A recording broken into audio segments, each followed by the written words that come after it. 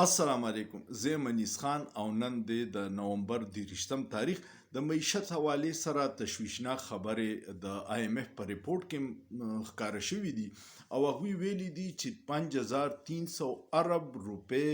په دې دوو کالو کې په ادارو کې کرپشن شوی دی. اوس ایثار رانا یو صحافي دی، هغه ډېر عجیبه دعوه کړې او چې دا کم ریپورت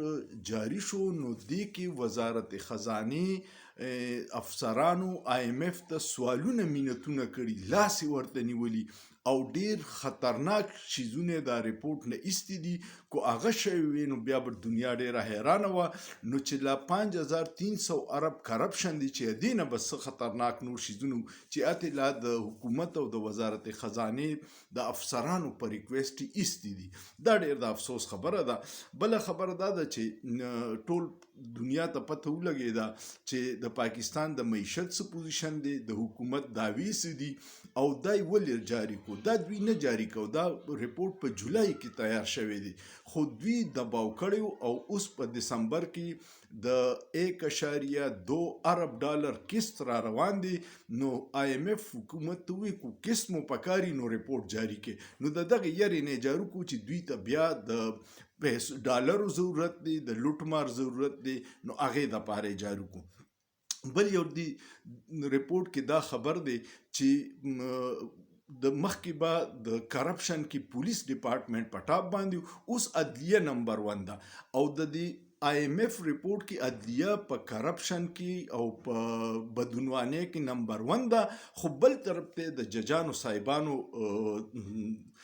عیاشیانې چې وګوري به ورته ووایي یا سهولتونه وګوري نو حیران بشي. حسنات ملک کوټ ریپورټر دی، هغه دا دعوه کړې ده چې د چیف جسټس کم د آئینی عدالت دی جوړ کو جسټس امین الدین، هغه په 17 کروڑ روپۍ یو مرسډیز اغستی. 17 کروڑ روپۍ یو مرسډیز یو جج صاحب ته د قرضو پیسې دي، پای دوی د عیاشیانې کوي، عوامو ته پیسې نه میلاویږي. نو پکار ده چې امین الدین صاحب خو د آئینی عدالت جج دی، هغه انکار کوي چې لکه د 17 کروڑ روپو ګاډي مال څه دي، زه خو 50 لکو په ګاډي کې ملاړ شم. خو بدقسمتي دا ده چې هر سړی د خپل هدف پورې چې څومره کیدی شي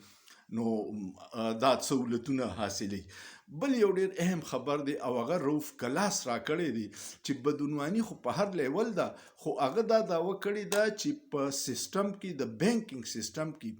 20 लाख ډالر جعلي په بانک کې ورچولي. اوس سټیټ بانک وایي چې دا نېشنل بانک کړي، نېشنل بانک وایي چې فلان کې بانک کړي، په یو بل الزامات چې سوچو کا چې عام بازار کې خو جعلي لوټونه دي، خو په بانکینګ سیستم کې 20 लाख جعلي ډالر ورچولي دي. نو چې 20 लाख جعلي ډالر په سیستم کې رواني دي نو دوی خو بغیر د سرکاري افسرانو یا د بانک د عملې نه بغیر نه کیږي، نو هغه شیزونه روان دي. الله دې رحم وکړي. پرون نابوز مې د کیسر بنگالی ماهر معیشت دی، داغه تفصیل کتو. هغه وی چې زمون ته هر یو حکمران یا ډیکټیټر راشي یو نوی خوب یو نوی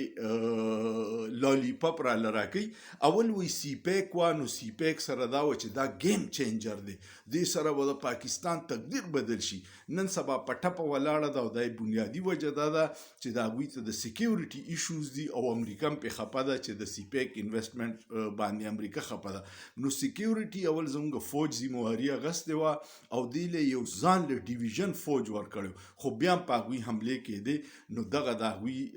صورتحال دی چې کم گیم چینجر او سر سپټپ دي. بیا وی کیسر بنگالی سے وی چې بیا متوي چې SIF دي نوې سیب چراغ جرنل سے هغه وی چې SIF سي ډیر زیات 100 ارب ډالر به پکې راشي، 1 ارب ډالر هم پکې رانغی. نو دا مسله ده. نو بیا یې پکې وی چې گرین انیشیټیو بار ملک نه به غټ سرمایدار راځي او هغوی له په لکونو ایکړه ځمکې ورکوو، اګریکلچر به کیږي، هغه هم بالکل پټه پشوه. بیا یې پکې وی چې منرلز دي، نو د منرلز لوبه شروع شوال. بیرونی انویسټرانو ته وی چې پاکستان کې د هرګونو منرل دي او بیا یې وی چې یاره بس د پاکستان تقدیر د منرل سره وبدل شي. بیا پروګرام یو جوړ کو اڑان پاکستان، چې اڑان پاکستان د 2036 پورې به پاکستان په هوا کې ګرځي. ډرامې وي که نه صرف افسران ډرامې جوړي کړي او سیاستدانان له ورکړي او دا بیوروکریټ دوکې شروع کړي بیا یې پکې ووایي چې کریپټو کرنسي مستقبل دی او هغې له فوري اتارټي جوړه شوه او یو صیب یې وله مشر کو د امریکې د صدر ټرمپ زوم ته د کریپټو سره به کاروبار کېږي او پاکستان به شي هیڅ هم نه کېږي د هغې بدقسمتي وجه دا ده چې کم یو مشر حکمران یا ډیکټیټر راځي خپله پالیسي راوړي او چې 3 کاله پس خلک وي هغه شته هم تباه کړه دغه بدقسمتي ده چې د پاکستان معیشت کې مستقل مزاجي نشته بانکینګ سیکټر یو واحد په ګټه کې دی په دې دی چې مخکې به د سټیټ بانک نه حکومت قرض اخیستی شو په 2021 کې قانون جوړ شو چې حکومت د سټیټ بانک نه نشي اخیستی د کمرشل بانکونو نه اخیستی شي کمرشل بانکونه څوک دي کمرشل بانکونه د سټیټ بانک نه ارزان قرض والي او په حکومت ښه ګران قرض ورکړي نو د هغوی تاسو ګورئ روزانه به اورئ چې حبیب بانک دومره ګټه وکړه او الایټ بانک دومره وکړه او یو بی ایل دومره وکړه دا دغه وجه ده چې حکومت د خپل خرچي پوره کولو لپاره کمرشل بانکونو نه ګرانې قرضې والي نو دغه صورتحال روان دی د بلومبرګ ریپورت راغی چې دا کم موجوده سیټ اپ